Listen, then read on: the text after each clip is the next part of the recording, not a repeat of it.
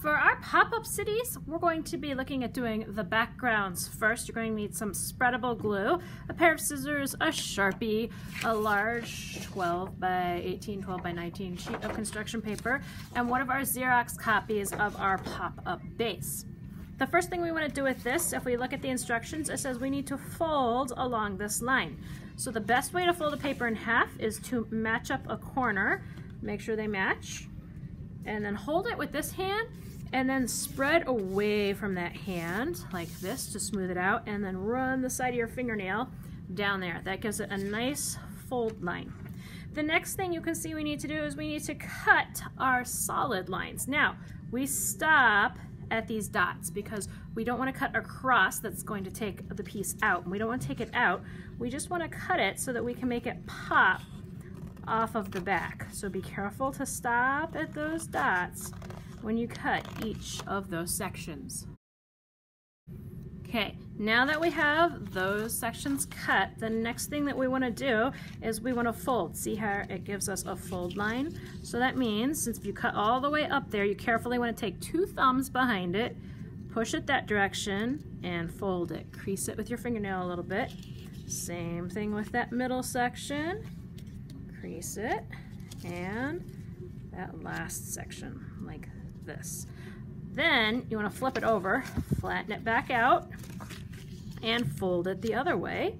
This is important because when we go to flip it and pop it soon, it needs to have a nice bend in it, and then you can flatten it back out.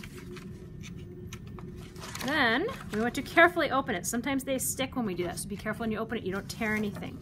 If you look at your paper, you want it not with the side up. We don't want to see the instructions. You want to see the blank side, okay? And what we have to carefully do is where we cut and you creased before, you're going to kind of pinch onto these. And you might want to even weave your hand gently underneath them. And so they pop forward. See how they're popping forward? Then very carefully, you're going to start bending your paper so that it folds back the other way. It'll almost look like a brand new building itself when you're finished, because now you have the base for your pop-up buildings. See how neat that is? So the next thing we want to do is attach that to something a little bigger, since we're using our big building. So get your big sheet of paper and we're going to fold it and crease it. So same thing, you want to line up your corners and your edges a little bit, and then hold on to it on one side, and then crease it on the other side. When we open it back up, what we're going to do is we want these creases to match. So our crease that's in our pop-up needs to be right. Our fold needs to be right on that other fold. And we want it centered in the middle of that paper.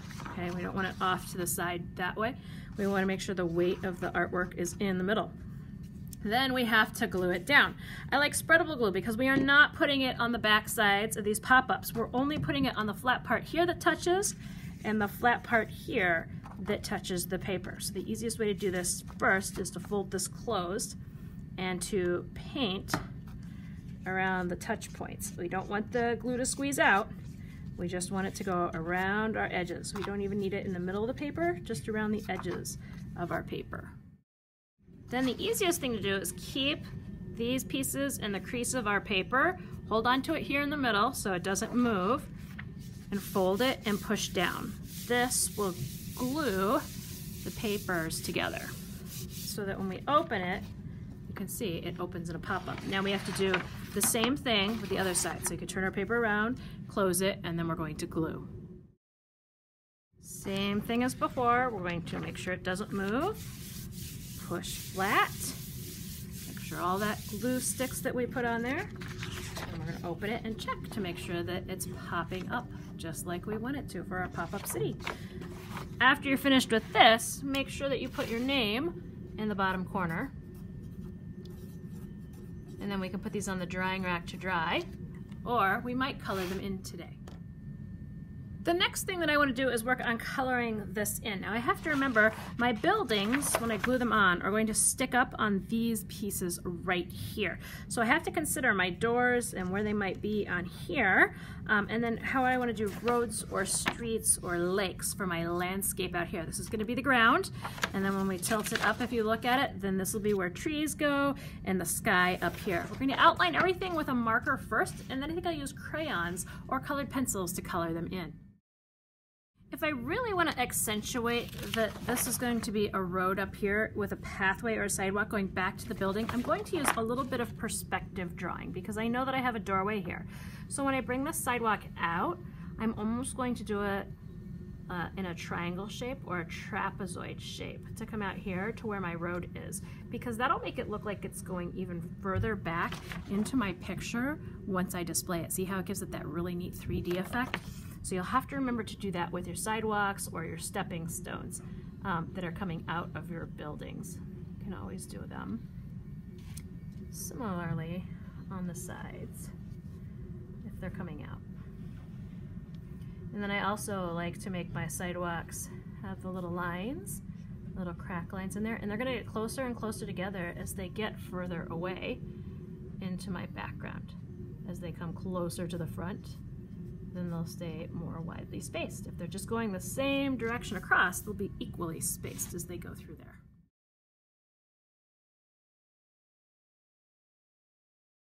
You have to remember when we start coloring in our backgrounds, if we have a lot of space, you always want to keep the same direction with your crayon or your colored pencil to make it look nice and smooth. If we're going horizontally with our horizon, we need to make sure we keep going back and forth, and we have to gently move these out of the way to color underneath, because we are still going to see some of that when we're looking at our buildings this direction.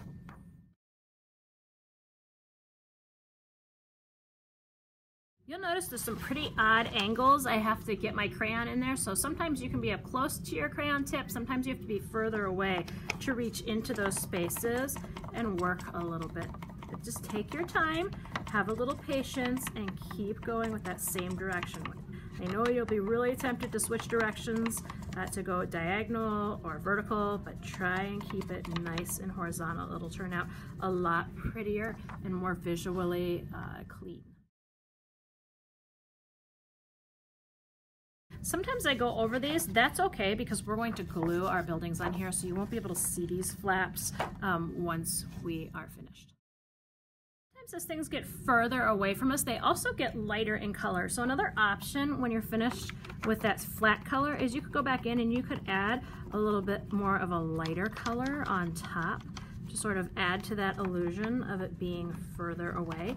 You don't need a whole bunch, just a little bit blended in on top, so that it looks further away. And conversely, on the bottom part, you can make it just a little bit darker, the slightly darker color, to make it look like it is closer to you. Again, I'm not adding very much, just a little subtle hint of a lighter color on here, just to make it look like we have some more depth in our landscape, that going away from us 3D. The next thing I'm going to work on is my sky back here. You can do a regular blue sky, you can do a sunset or a sunrise. That's completely up to you. Just make sure, like we did down here, keeping it all one direction, you're keeping it up here all one direction. You'll notice for this part, I'm coloring over my papers. That's because when these pop up, while our buildings are glued to this part, they are not glued up here. So those are still going to be visible. I'm going to want to blend those into my background a little bit.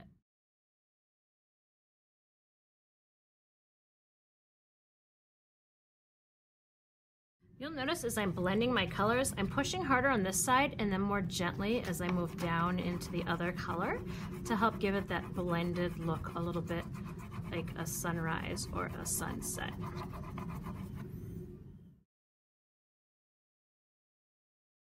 Black crayon, but I haven't really used very much blue in here, so I'm going to use my blue crayon for my street.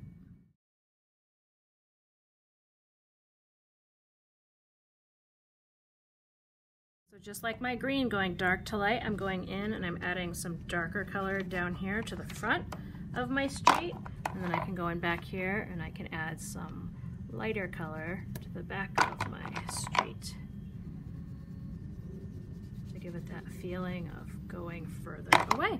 The next thing I'm going to do is cut out my buildings and glue them down on here to finish out my project.